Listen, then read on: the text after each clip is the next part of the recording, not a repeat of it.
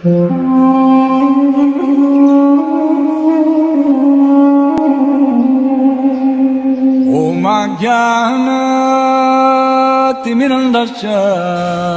I am stressing. निष्पादितं देवकृत्यम् अवशेषं प्रतीक्षते तावत् यूयम् अवेक्षध्वम्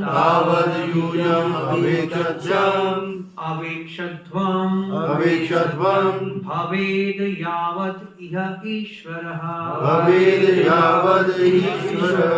तो यहाँ पर बात हो रही है, नारद मुनि जी बता रहे हैं कि भगवान ने देवताओं की सहायता तो पहले ही कर दी है असुरों से, और ऐसी हेल्प करके असुरों की भगवान ने अपना कर्तव्य तो पहले ही पूरा कर दिया।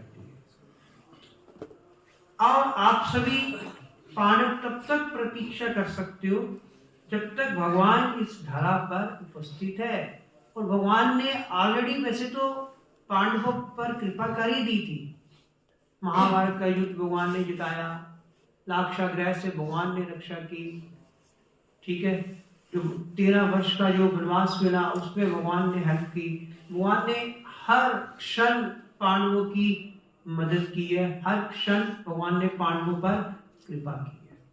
फिर भी नारद मुनि जी कह रहे हैं कि इस पे कोई चिंता वाली बात नहीं है, भगवान तो अभी भी इस धरा पर है, तो भगवान तो आप पे कृपा करेंगे, बस आपको वेट करनी।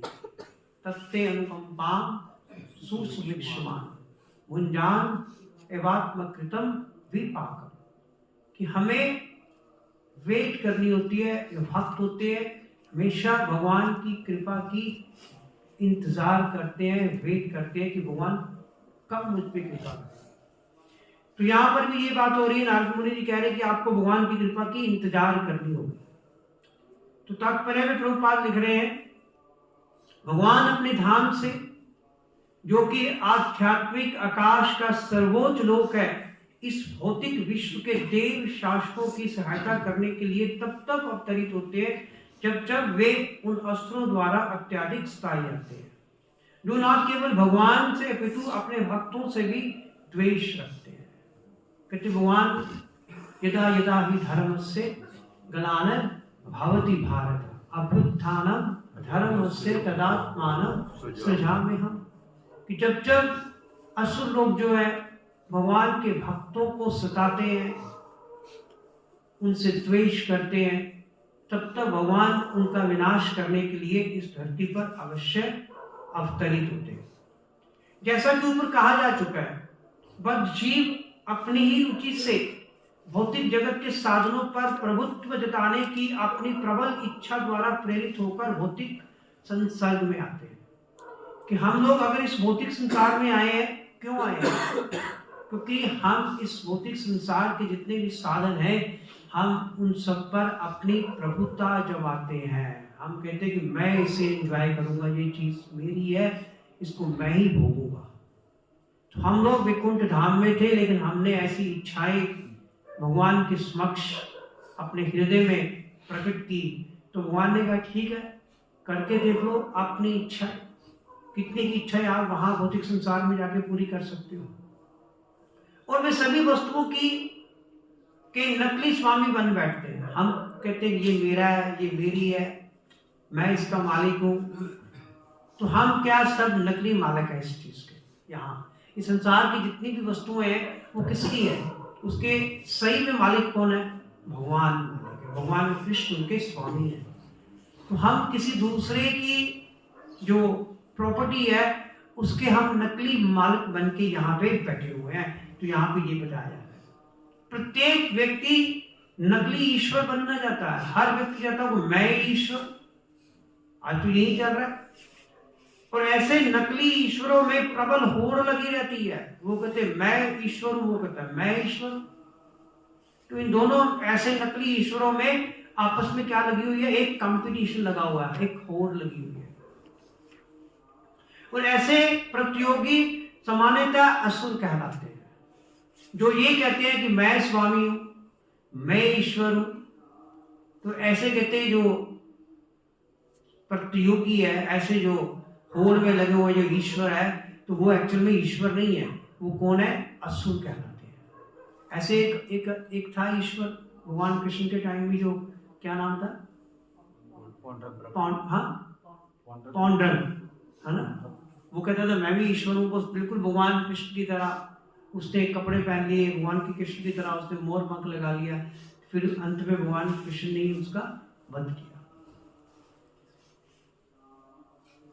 जब संसार में असुरों की संख्या बढ़ जाती है, तब ये जगत भगवत भक्तों के लिए नरक बन जाता है। एक्चुअली कि जब असुर होंगे तो वो भक्तों को तंग करेंगे, फिर ये संसार उनके लिए क्या लगता है? फिर नरक लगता है भक्तों को।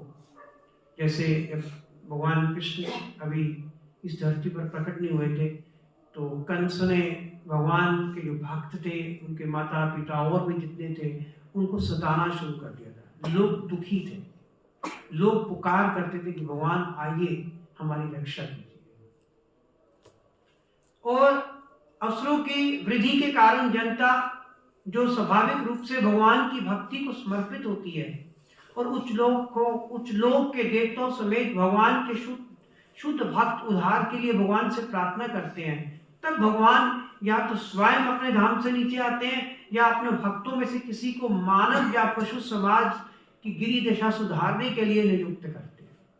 कहते जब भगवान के भक्त असुरों द्वारा सताए जाते हैं, असुरों की वृद्धि हो जाती है, तो फिर क्या करते हैं? भगवान अपने शुद्ध भक्तों की, जैसे भगवान देवताओं की रक्षा करते हैं, ऐसे ही भगवान अपने शुद्ध भक्तों की इस धरती पर रक्षा करने के लिए या तो स्वयं आते हैं या अपने किसी प्रतिनिधि भक्त को यहाँ पर रक्षा करने के लिए भेजते हैं। ऐसी अशांति केवल मानव समाज में ही नहीं, अपितु पशुओं, पक्षियों या उच्च लोकों के देवताओं सहित अन्य जीवों के बीच में भी मचती रहती है। कहती ये जो अशांति की बात हो रही है, असुर कहती केवल इस मानव समाज में असुर नहीं है, असुर तो पशुओं में भी है, असुर तो उच्च लोकों में भी है। हिरण्यकशिपु वगैरह, हिरण्याक्ष वगैरह कहाँ थे? उच्च लोकों में थे। तो कहते वहां भी है। और भगवान श्री कृष्ण जब कंस, जरासंध तथा शिशुपाल जैसे असुरों का वध करने के लिए स्वयं अवतरित हुए, वो कहते भगवान जो कृष्ण थे, अब जरासंध जो था बहुत ही बलशाली था। जरासंध ने 22 बार आक्रमण किया उस पर, कौन सा? मथुरा पर। अंततः भगवान ने कहा कि जरासंध के आक्रमण के कारण हमारे जो निवासी है, मथुरा के जो निवासी है, जो भोले वाले लोग हैं, इनोसेंट पीपल है, वो तो तंग आ रहे हैं। तो भगवान ने फिर क्या किया? भगवान ने जगह बदल दी। भगवान ने समुद्र के अंदर एक नगरी बसाई, इसका नाम द्वारका। फिर भगवान वहां भी शिफ्ट हो गए। इसी प्रकार कंस और शिशुपाल, इन सब का वध करने के लिए भगवान स्वयं आए। महाराज युधिष्ठिर के शासनकाल में लगभग इन सारे असुरों का वध भगवान ने किया। और अब वे अपने ही वंश यदुवंश के विनाश की प्रतीक्षा में थे। भगवान ने फिर यदुवंश का भी विनाश खुद किया, जो इस संसार में उनकी अपनी इच्छा से ही प्रकट हुआ था। इवन भगवान विष्णु के पुत्र भी थे ना एक, क्या नाम था? नरकासुर। उनकी माता का क्या नाम था? भूमि देवी। भगवान विष्णु जब वराह अवतार में आए तो हिरण्याक्ष जो था, भूमि को, धरती को जब समुद्र में ले गया, तो फिर भगवान उस भूमि देवी की रक्षा की। फिर उसके बाद भगवान और उनकी शादी भी हुई। फिर वहां से वो नरकासुर का जन्म हुआ। नरकासुर तो बहुत बड़ा राक्षस बना। फिर नरकासुर का वध भगवान कृष्ण ने किया। भगवान कृष्ण तो विष्णु ही है, लेकिन उस वक्त भी भगवान ने भूमि देवी को वरदान दिया था कि जब तक तुम्हारी इच्छा नहीं होगी तब तक मैं नरकासुर का वध नहीं करूंगा। तो भगवान की पत्नी थी भूमि देवी का अंश, क्या नाम था? एक तो जामावती की बेटी थी ना, एक दूसरी थी। तो फिर भगवान उसको अपनी वाइफ को साथ लेके गए थे, अपनी पत्नी को, क्योंकि वो भूमि देवी की अंश थी। फिर जब उसने कहा कि मारो अब इसको, नरकासुर को, तो फिर भगवान ने उसका वध उसके माध्यम से किया। तो भगवान कई बार अपने वंश का नाश करने में के लिए भी भगवान अवतरित होते हैं। भगवान ने किया, यदु वंश का नाश किया, अपने ही पुत्र नरकासुर का वध किया। वे अपने स्वयं के नित्य धाम जाने के पूर्व इस वंश को समेट लेना चाहते थे। और नारद ने विदुर की तरह यदु वंश के आसन विनाश की बात प्रकट नहीं होने दी, किंतु अप्रत्यक्ष रूप से उन्होंने राजा तथा उनके भाइयों से संकेत कर दिया कि वे इस घटना के घटने तथा भगवान के प्रायण करने तक प्रतीक्षा करें। कहते जैसे विदुर जी ने नहीं बताया था यदुवंशियों के विनाश के बारे में, ठीक है, उसी प्रकार नारद जी ने भी ये चीज छुपा के रखी, लेकिन फिर भी उनको संकेत दे दिया कि कुछ तो घटित होगा, आप वेट करिए, तब तक भगवान यहाँ पर इस धरती पर प्रेजेंट है। हरे कृष्ण। श्री प्रभुपाद की जय।